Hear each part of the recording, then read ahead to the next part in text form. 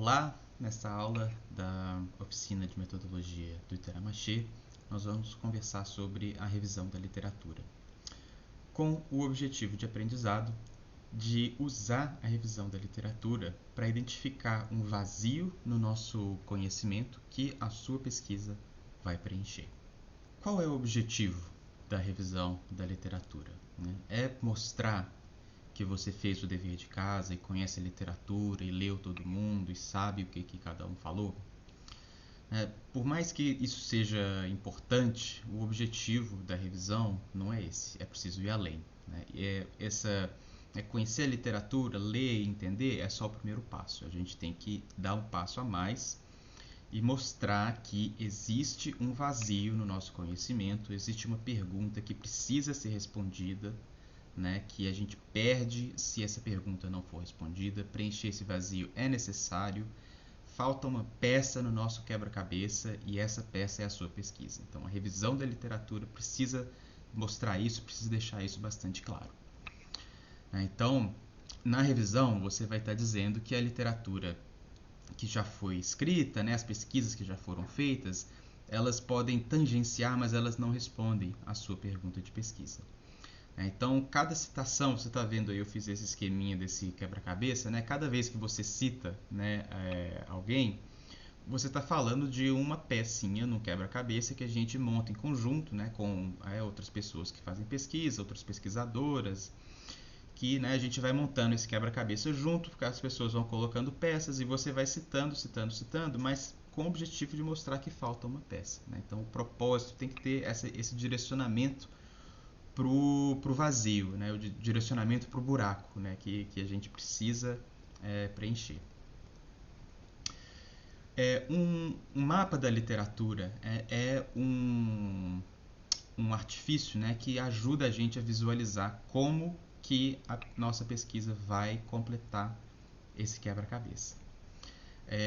Eu vou dar alguns exemplos do mapa da literatura, mas você vai colocando as caixinhas com os diferentes grupos enfim, você vai agrupando os textos por temas, etc. E você vai mapeando ali visualmente mesmo, com um diagrama que você pode escrever na mão, desenhando no papel, fazer grande, pode fazer pequeno, pode fazer no computador, enfim.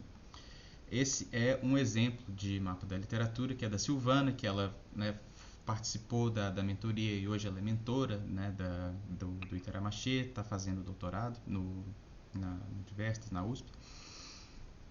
Esse foi o mapa da literatura que ela fez quando ela estava escrevendo o projeto de doutorado dela. Ela colocou quais são os impactos da uberização a partir do trabalho do motoboy. Então, ela pegando todos esses autores, autoras, a Crislane, Regina, ela foi agrupando em temas fundamentais. Então você tem o tema da uberização, o tema da juvenilização da profissão, o tema do racismo, o tema do território da periferia, colocou as proposições, enfim, ela conseguiu ter uma visão com um diagrama, enfim, esquematizar as diferentes abordagens ao tema geral da pesquisa dela. Aí você tem aí um segundo exemplo, que isso aí eu tirei um screenshot de um vídeo, que tem o link aí, eu vou colocar na descrição também, que é um vídeo interessante também, que é outro vídeo sobre revisão e levantamento da literatura, que eu recomendo caso você tenha tempo, que a Luciana Brito, ela pegou esse livro dela que tinha um mapa da literatura e ela colocou, então a pessoa estava pesquisando o enquadramento do crack na mídia impressa nacional, um estudo sobre segurança e saúde pública. Então, ou seja, você tem várias coisas aí, Você tem a questão da mídia, então, ou seja, tem aí o enquadramento, teoria da comunicação, segurança pública, drogas, saúde pública, política do Ministério da Saúde.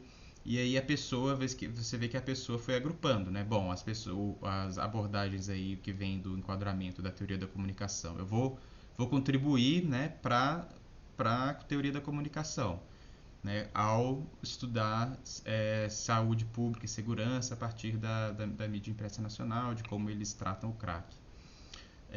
Vou contribuir para a literatura da saúde pública, vou contribuir para a literatura em segurança pública, ou seja, com esse título aí você vê que a pessoa que está pesquisando, né, ela tem os algos maiores, né, as coisas maiores que estão contidas ali envolvem teoria da comunicação, segurança pública, enfim, né, e é bom a gente ir, né, colocando as coisas nas caixinhas para a gente ter uma clareza de como que a literatura que se relaciona ao nosso tema está organizada.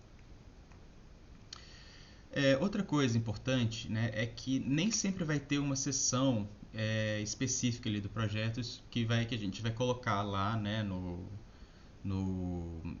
a seção no projeto escrito revisão da literatura. Isso nem sempre vai estar presente. Em alguns projetos sim, em outros projetos não.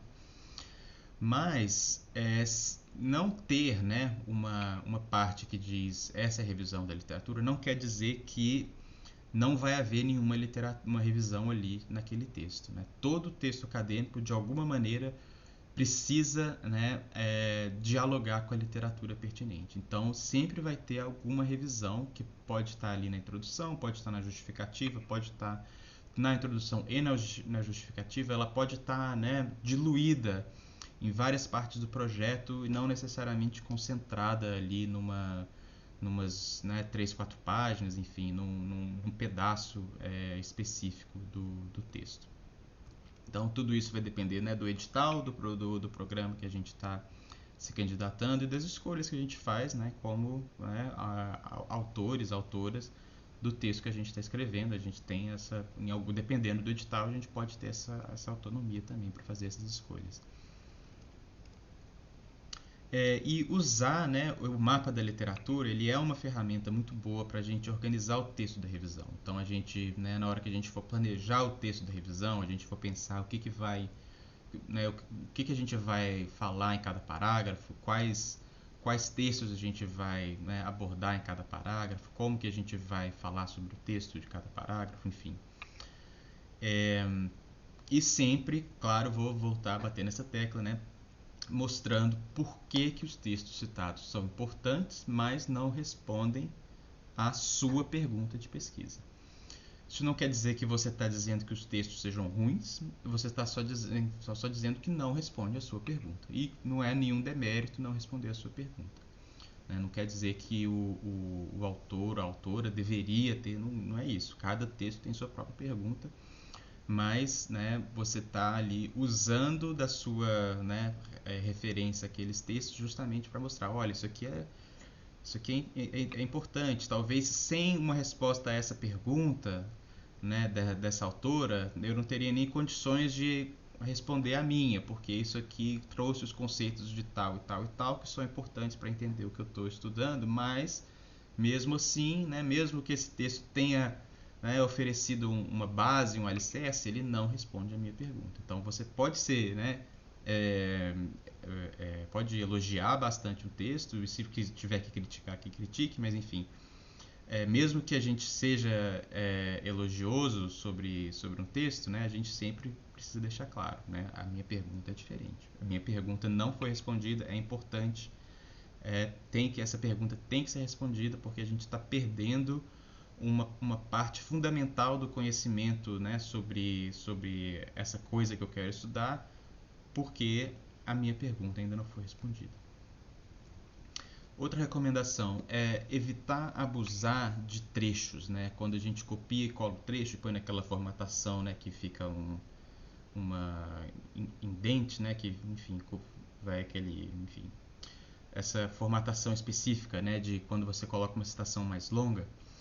E isso dá uma quebrada no texto, né? Quando a gente vai fazendo comentários curtos e objetivos, com mais paráfrase e menos, né, trechos literais, a escrita ela fica mais fluida, fica um texto mais gostoso de ler. Quando você não fica aquela coisa, fica parecendo que o carro está indo e parando toda hora, indo e freando, quando você, né, toda hora tem que ler um pedaço de um texto de alguém mais, né? Quem está escrevendo é você, né, trate colocar suas próprias palavras ali. Essa é uma recomendação que eu tenho para a escrita ficar mais interessante, enfim, um texto mais gostoso de ler, né? É claro que não é uma proibição, né? Mas se ficar uma coisa que é toda hora recorrente, dá uma travada no texto e não é interessante, não é uma revisão de literatura que fica muito interessante. Nos próximos dias, eu recomendo que vocês procurem dedicar 20 minutos ao dia para fazer, né, o levantamento ou a revisão da literatura, ou a pesquisa bibliográfica ou a sua revisão. O que exatamente você vai estar fazendo vai depender do que você precisa fazer, do estágio da sua pesquisa. Se você tiver, né, mais avançada, vai ser uma coisa, se tiver mais no começo, vai ser outra. E aí, a depender das suas necessidades, enfim, do estágio da sua pesquisa, pode ser busca no Cielo ou no Google Acadêmico, pode ser aprender a usar o Zotero. Tem gente que já sabe, e aí essas pessoas podem querer escrever mais uns fichamentos, montar um mapa da literatura, escrever no diário da pesquisa, pensando sobre como mostrar que a pesquisa, né, é a peça que está faltando. Várias coisas aí que podem ser feitas desses 2 últimos vídeos, né, sobre o levantamento e a revisão da literatura. Em resumo, a revisão da literatura ela deve mostrar que existe um vazio no nosso conhecimento e que a sua pesquisa vai preencher esse vazio. É um vazio importante. A gente, né, ao não responder a essa pergunta, a gente está perdendo um conhecimento que é valioso. E essa pesquisa aqui que eu estou propondo para entrar nesse mestrado, para entrar nesse doutorado, essa minha pesquisa ela vai, né, preencher esse vazio, ela vai fazer com que a gente passe a ter um entendimento maior, né, desse tema que eu pretendo estudar. E o mapa da literatura é uma maneira da gente conseguir visualizar isso, né? A gente vê o quebra-cabeça, vê onde que está faltando a peça, e isso vai ajudar a gente também a escrever a revisão da literatura. Esse foi o nosso vídeo sobre revisão da literatura. Muito obrigado e a gente vai se ver no nosso próximo encontro ao vivo. Até!